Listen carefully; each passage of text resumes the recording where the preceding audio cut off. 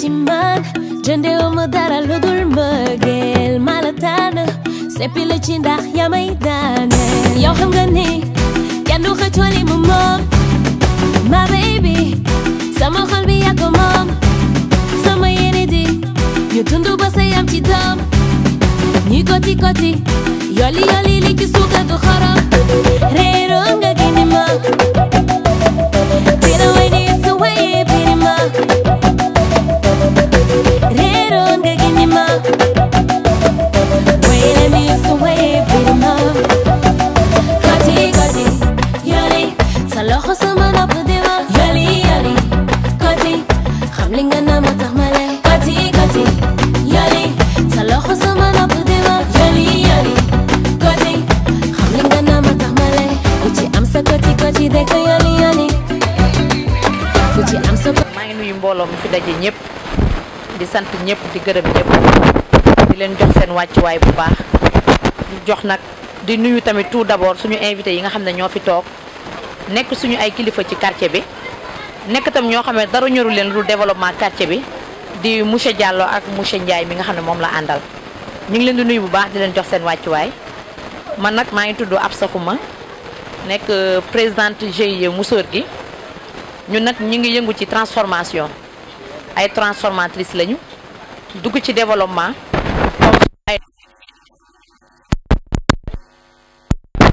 bi mu ngi dem wala sénégalais yi découvrir ko wala lan la mooy seen bébét ci loolu. waa ñun nag li waral ñu jóg taxaw comme ni ñu def nii tey dafa fekk ne réew mi actuellement doy na waar goo xam ne kenn toogatul rek ñu di la fa fekk ndax dañ ne ndimbal na ca fekk loxol borom ci loolu moo tax nag ñu xam ne ay jigéen lañu te réew mi ku fi jàll jigéen na la jàllale ku fi am doole jigéen na la dooleel ci lañ xalaat ne pourquoi pas ñun tamit ñu def comme suñu nawle jigéen jug yëngu ci développement di créer suñu ay produits yoo xam ne ay produits locaux la yoo xam ne fii ci suñu réew la gàncax bi jóge lépp luñ ko liggéey c'est des produits naturels yoo xam ne ci suñu réew lañ koy bayee ci lañ koy jiwee ci lañ koy bayee moo waral ñu toog xalaat xam ne daal réew mënul dox sans jigéen ñi te réew bu bëggee dox day ci développement nga koy commencer développement nag mooy li ñuy bayee ci réew mi ñu bañ koo jéggaani feneen te xam ne lii ñu defar ñun tey GIE Musóor gi muy lu ci mel ne savon yi laay joxe exemple tey suñu mbokk malien yi dañ daan ñëw di ko andi fii ci suñu réew ñu di ko jënd di ko utiliser ñun ci suñu biir di ko sangoo di gis ne am na ci ay mbir yoo xam ne daal mbir la yoo xam ne nii ñu ba jigéen ñu bari xamuñu ko woon ci lañ taxawee nag ne suñu quartier bi ñu dëkk muy Mérina ak Colobane ak Guy Murit Arafat Mérina Thiawlène jot na nag jigéen ñi fi nekk jug taxaw boole suñuy doole mu doon benn ñu jéem a nag taxaw xam ne nag dara ñoruñu lu dul développement te ci kaw ñor boobu ñu développement ñor moo tax tey ji ñu boole woon suñuy doole dajale suñuy propre moyen taxaw def formation bi nga xam ne tey def nañ lu mel ne savon def nañ eau de javel def nañu céréale locale boo xam ne suñuy nawla yu nekk ci koñ bi ñoom tamit ci ñoo ciy yëngu muy association buñ naan boole suñuy dëkkandoo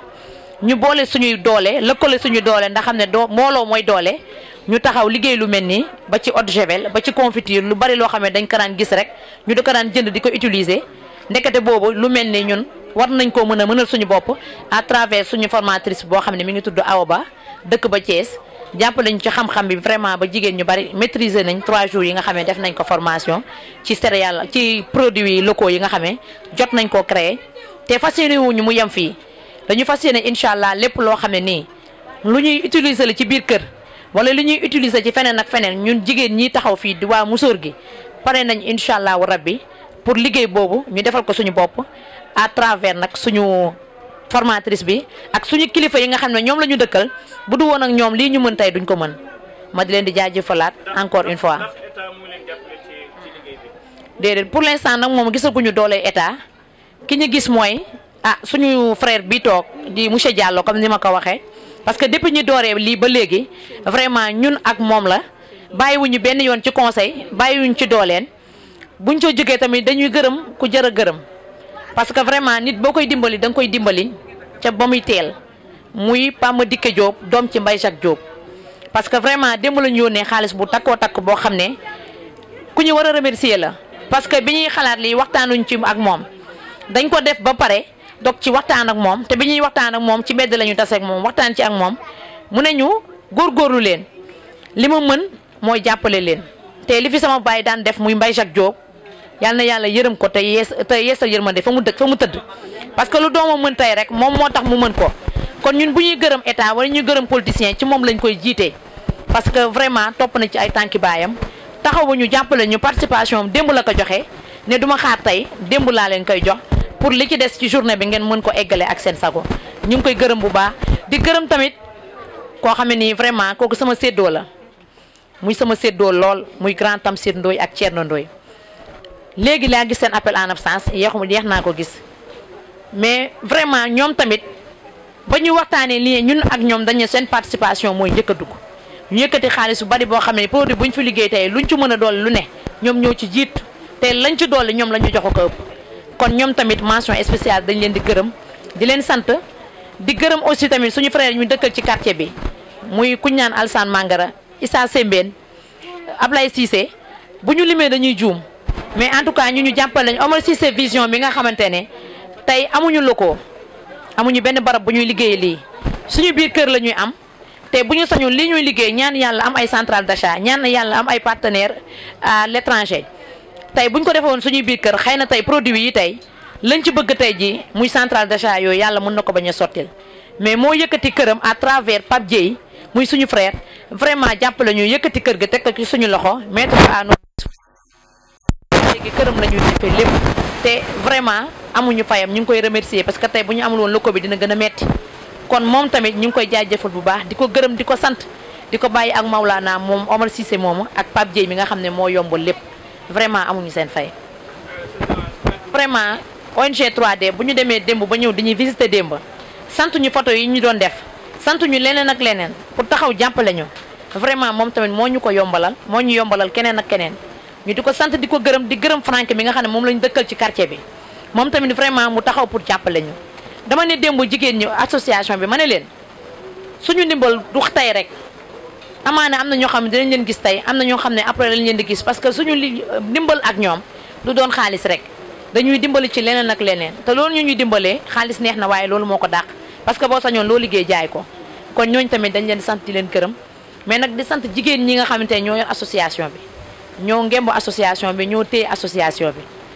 di leen sant di leen gërëm ndax ñoom ñëpp vraiment liggéey bu rafet lañ ci liggéey taay wuñu xaddi wuñu te bu leen neexoon duñ ne ab saxuma ñoo ko mag fuuf bu leen neexoon tam ñu ne bu dee développement ñoo ko ci jiitu te ñoom kenn ku ci nekk ay présidente association nga kon donc bu ñu ma jiitalee du sama xam-xam du ëpp leen fulla du ëpp leen fayda dama leen delloowaat ñoom tamit ngërëm li di leen wax ne tamit ñi ngi gërëm tamit ñi nga xam ne ñoo fi teew mu suñuy invité ñëw ñu invité leen vraiment ñu ñëw bàyyi seen ay activité te tey ku ne xam ne xew yi dafa bari ñu ñëw tey ji teewuñ ci suñu bis bi ak sedd bi ak ngelaw li amuñu seen fay ñoom tamit dañ leen di bàyyi ak yàlla te di leen tàllal suñu loxo ne leen GIE bi c'est pour tout le monde tëjaluñu kenn bunt yi tëjil nañ ñëpp bunt yi képp ku ci bëgg a bokk tàllal nañ la suñu loxo nga ñëw bokk ci àndandoog ñun ci développement bi nga xam ne moo ëmb département de Rufisque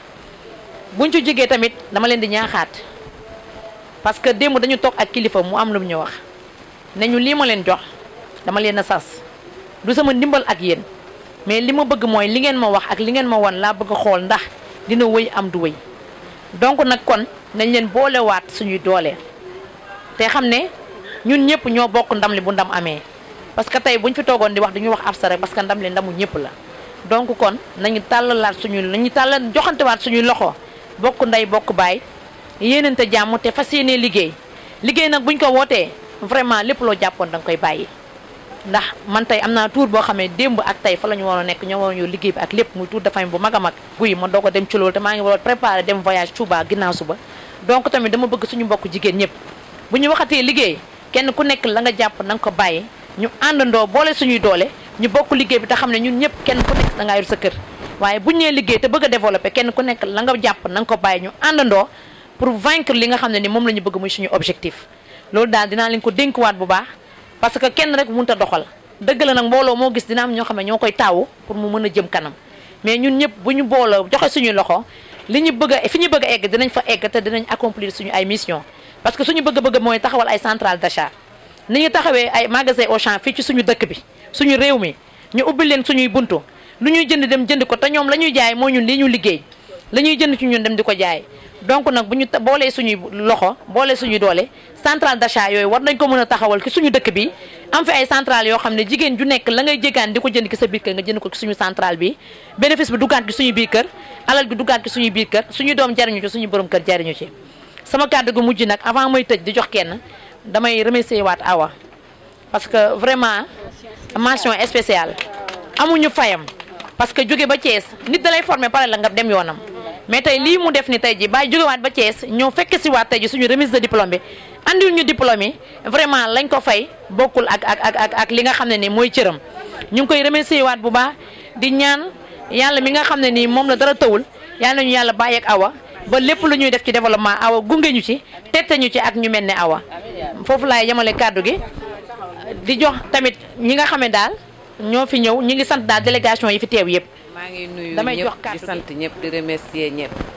di nuyu itam yéen waa télévision bi ndax lii en travers le monde tey ay jigéen di def li ci développement ci année mois de mars bi nga xam ne weeru jigéen ñi la dama am fierté ndax ñun dañ see yàgg ci développement kon war nañoo am relève renforcement de capacité laa loon leen defal te su ma sañoon entreprise ngeen di monter am seen unité am seen lépp comme ni ko jigéen ñiy defee ndax su ma leen jàngaleen ba jox leen diplôme bëgguma tey mu yem fi moo tax ma ñëwaat chargé wu si yéen di leen gunge di leen tette ba ngeen xam yoon ndax ku am doom ku am yaay da ngaa bëgg a am doom jooju da nga am bëgg a tey la nga am sa xam-xam nga jox leen ko tey vraiment dama kontaan jàngal nit ba jox ko diplôme loola yéen itam dama bëgg tey ngeen nekk renforcement de capacité boo xam ne ay formatrice ngeen di doon diplôme yi doo xam ne diplôme yi ñuy denc ci valise diplôme bu ñu la ko joxee da nga koo mérité soo ko mérité tamit chargé wu leen di liggéey comme ni ko ab sa waxee waaye jox leen diplôme ngeen def tey bu subaa ngeen toog du ngeen dem fenn tey lii xam-xam bii dama kontaan ndax koo ko jox tey dañ koy multiplier waat tey seen i doom tam da ngeen leen koy joxaat kon relève la relève boobu nag dama bëgg ñaan yàlla ni nga ko commencé si bisimilahi rahmaani rahim àggale ko si alhamdulilahi rabil alamina vraiment lii kontaan def nañu savon ndax savon ci lépp ci gàncax ci fii lañ koy defee amul lenn boo xam ne produit chimique la def nañu eau de javel def nañu confiture tey xamuñu woon confiture ni ñu koy defee tey def nañu jus n'importe fruit boo leen jox mën nañ koo def jus tey def nañu céréales kon lu leen desee wut ay def pickle wut ay partenaires tey damay lancer appel na ngeen wut may leen femmes yi ay partenaires may leen ay matériel ñu jóg état doog a ñëw subventionné état da ngay def mu ñëw fekk si la te ñaan naa yàlla à travers le monde tey nii leen di gisee si médias yi yal nañ leen yàlla jàppale ba état ñëw tey may leen ay financement bu ngeen am seen unité di liggéey du dara nag lu simple la set rek set si la lépp nekk boo setee lépp la siy fekk ndax en matière de développement amul nëbbatu amul tricher soo ko bëggee sa xol rek yàlla lay fay jaamu yàlla la li nga naan damay dem jaabul yàlla julli ba set jàpp jaamu si yàlla développement jaamu yàlla la lii may def dama siy jaamu yàlla te dama see kontaan ndax man rek duma formatrice à travers le Sénégal dans tout l'Afrique damay dem kon tey su ma ñëwee ngeen am wóolute ba ab sa indi ma kon lu ma am ak lu ma man rek dinaa leen ko defal te yemuma feeg yéen yàlla may na ma xam-xam yu bari te sañ naa ko séddoo ak yéen ba bu ëllëgee yéen tam ngeen séddoo ko seen i doom. Avant de parler, je salue toute l'assistance qui est ici. Je m'appelle Fatou Nguer, je suis Badjen Ngor. Avant d'être Badjen Ngor, je suis également agent de santé communautaire. Toutes les femmes qui sont ici me connaissent. Je travaille pour l'état de santé de la femme et de l'enfant. Pilonné par le docteur Mbaye Cham, ici, qui est ici à Rufisque. Notre GIE vient tout juste de démarrer. On a fait de nouvelles connaissances. Parce qu'il nous a beaucoup appris. Quelque chose qu'on ne savait même pas. Nous lui en remercions. J'avais pris note pour dire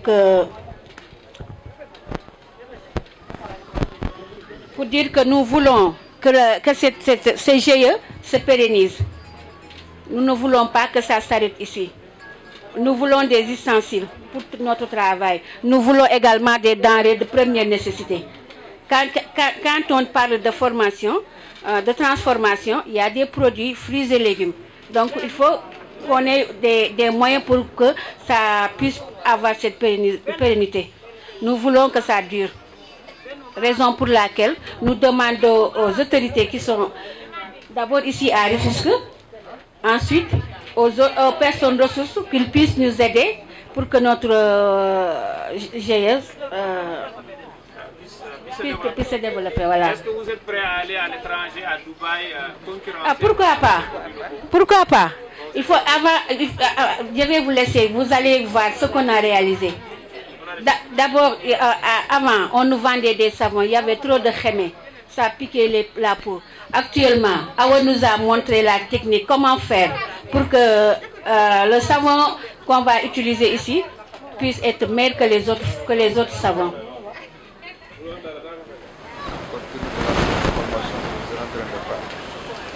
Nous, en tant qu'association, nous avons l'habitude d'accompagner ce genre de GIE.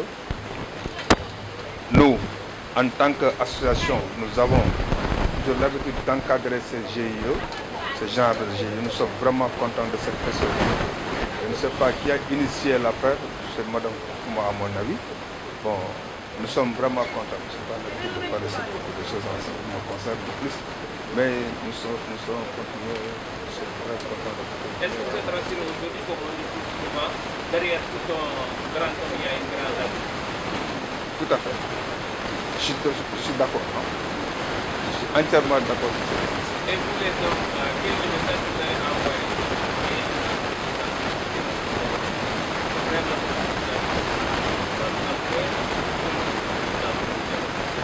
C'est-à-dire de les accompagner.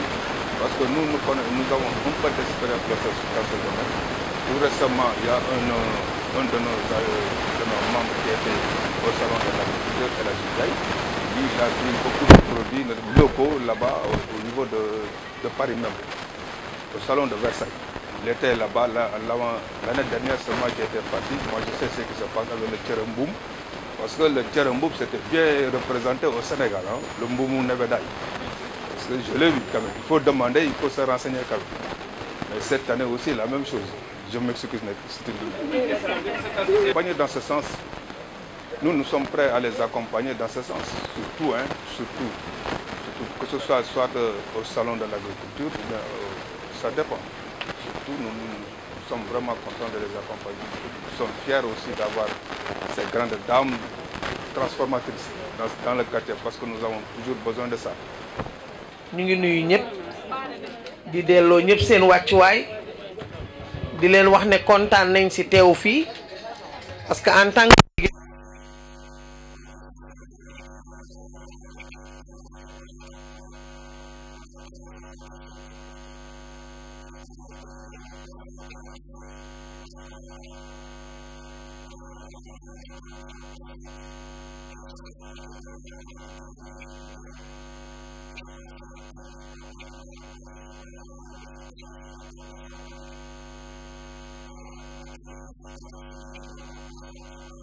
comme ni ñu koy def parce que macha allah jigéen ji ko dina former délégation bu dem représenter ko wala mu teewal ko te xam naa ne du yem ak yow fii ab sa maa ngi lay féliciter bu baax di féliciter l'équipe di féliciter bépp jigéen boo xam ne mu ngi taxaw fii parce que nag jigéen yàlla moo ko ormal ma jeté coup d'œil aussi seen production parce que xool naa table bi xam naa ne góorgóorlu ngeen avant ngeen di oote te loolu vraiment dañ leen si félicité ndax loolu Pastef mooy tax nit réussir ak fulla ak fay te monsieur le maire Mame Omar Mané yàlla moo def moom mu fonk jigéen ñi nga xam ne dañu nekk ak moom ak jigéen ña fa nekkul ku nekk mairie nord ak ku fa nekkul ku nekk commune nord ak ku fa nekkul képp ku ko oo di jigéen nga ne liggéey rek moo ma tax a jóg daf lay jàppale te yàlla tax te tubaarkàlla daf fi nekkul mais moom moo amoon xolu ñëwal boppam ndax yëg bu mu am sa diggante ak moom ak xool fulla ji ngay defe li ngay liggéey kon tubaarkàlla ñu ngi ñaan yàlla daje bi bu mu yem fii ñu ngi ñaan aussi vraiment maa ngi fiy dégg léegi ki nga xamante ne moo ma précédé moo wax avant man ma di ko remercier parce que ku teral jigéen benn jigéen rek teral nga jigéen ña te loolu mu envisagé maa ngi koy ñaanal yàlla mu sottal ko mais maa ngi ñaan aussi képp ku fi autorité koo xam ne yaa ngi Tëngéej gi wala nga génn Tëngéej te dimbali jigéen rek tax laa jóg na ñëw jàppale leen te yàlla tax parce que vraiment kontaan naa trop man bi ma egsee gis ni ngeen def ma xool vraiment ces jolies dames qui sont derrière moi ma xool aussi ànd bi ak déggoo bi ak yëgante bi vraiment man kontaan naa j'ai été très fière de vous maa ngi leen di ñaanal li ngeen sumba yàlla na ngeen ko yeggalee seen sago yéene bi ngeen si am aussi yàlla na ngeen si am sax lu romb jorte boobu en tout cas su ma demee dinaa gën a ñaax monsieur le maire Mame Omar Mané je sais que il a de bonnes intentions pour votre équipe pour votre groupement mais xam naa ne aussi dinaa ca dolli dinaa ko xamal ne ña nga ma yebal daal kontaan naa si dem bi tey ñaan naa yàlla nga jàppali comme ni ngay jàppali jigéen ñi waaw incha allah merci beaucoup. maa ngi ziare waa groupe Musóor gi di ci sànni kaddu pas pour clôturer parce que j'ai pas le dernier mot mais surtout pour exprimer sama joie sama fierté nekk ak ay sœurs ak ay soxna yoo xam ne yi dañu jóg am ce que j'appelais autant femmes initiative travail. C'est des femmes qui ne veulent plus faire comment dirais-je, de la mobilisation ou bien de l'animation ou bien de la figuration.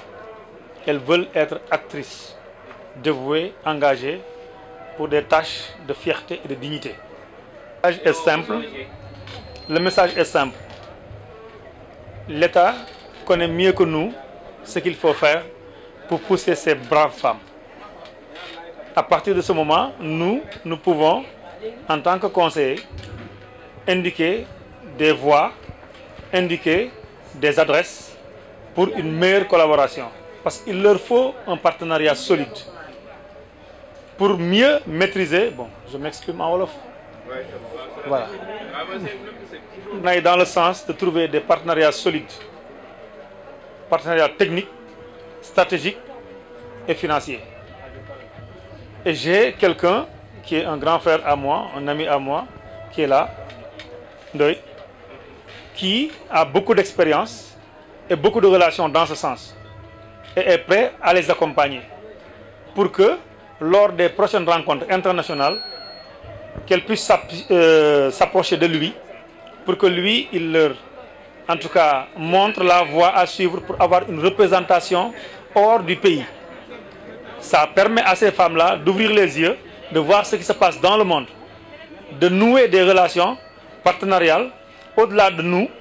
pour avoir assez de moyens pour produire et labelliser le produit. Labelliser Moëlan, aujourd'hui, il y a des produits qui ne peuvent pas concurrencer les autres produits sur le marché international parce qu'il y a un problème de conditionnement, parce qu'il y a un problème d'emballage, de technique de production. Je remercie déjà les femmes formatrices qui ont déjà initié ces femmes pour qu'elles arrivent à faire ces produits-là.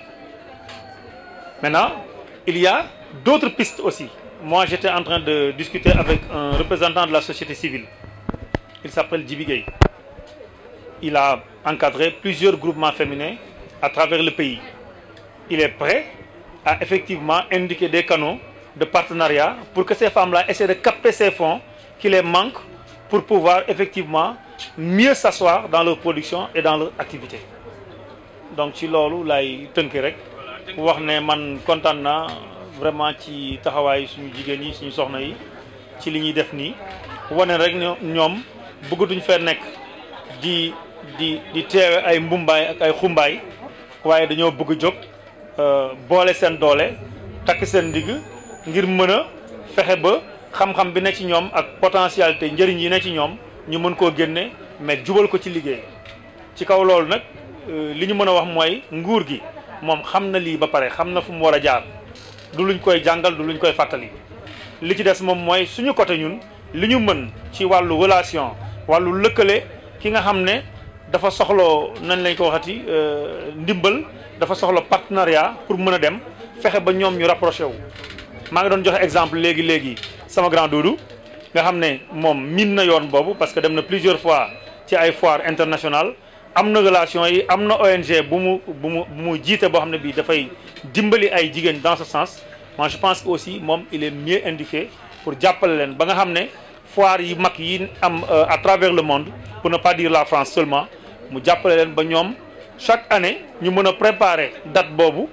avec seeni produits bu doy xool seen biir nu ñuy waxtaanee ba am ñu leen dem représenter foofu bu boobaa dinañ gën a am ubbeeku ci àdduna bi xam li ñuy def ci àdduna bi mën a jaxasoo ak ñeneen ñoo xam ne mën nañ leen jàppale ci loolu.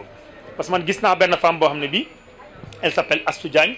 moo fi jëkk a développé transformation cere ak ay walak yooyu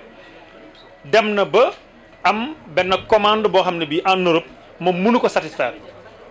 plus de 20 tonnes lay def ci ay conteneurs di ko yóbbu te jigéen la rek boo xam ne bii mu ngi commencé ci lii ñu commencé nii mu ngi fii Dakar am exploitation fii boori Kër Ndiaye Lo moo tax ma ne gëm naa li nga xam ne moom la ma som benn xarit wax muy Jibi Gueye di yëngatu ci forum civil yàgg former ay jigéen que moom il est prêt à les accompagner dans ce sens pour ñu trouver partenariat mais aussi pour ñu mën a labelliser seen production ba nga xam ne produit bi day mucc ayib ngir mën a jongante ak yeneen xeetu produit yu nu mel ci yeneen i marché pour seen njëriñ pour seen avancement may bañ a guddal naa ni félicité waat sama jigéen yi bu baax ci loolu incha allah. bi Mame Ndella Diong ñu koy boole jox nag suñu càmmeñ monsieur Bada Dieye mu joxal ñu ko diplôme.